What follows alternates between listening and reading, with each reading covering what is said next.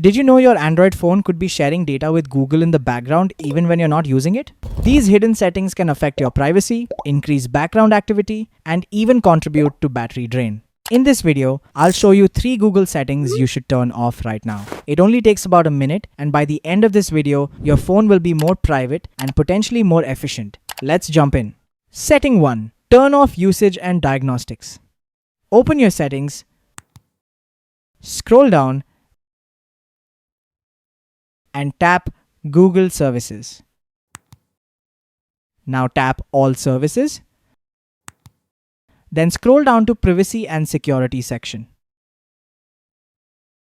Open Usage and Diagnostics.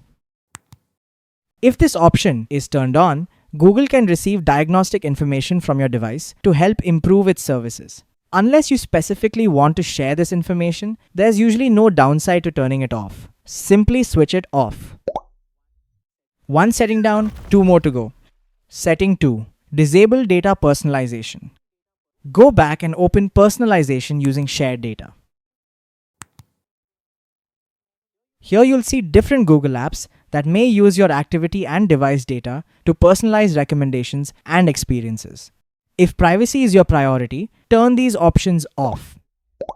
Depending on your phone, you may also see apps like Chrome, Gmail, Google Maps, Google Search, Google Photos. You can review each one individually and disable any personalization features you don't want. This gives you more control over how your data is used. Setting 3. Reset and delete your advertising ID. Now go back and open ads.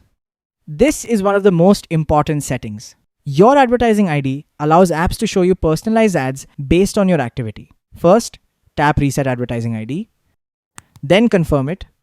Then, if your phone supports it, tap Delete Advertising ID. This won't remove ads completely, but it reduces personalized tracking and gives advertisers less information about your activity. It's a simple privacy improvement that only takes a few seconds.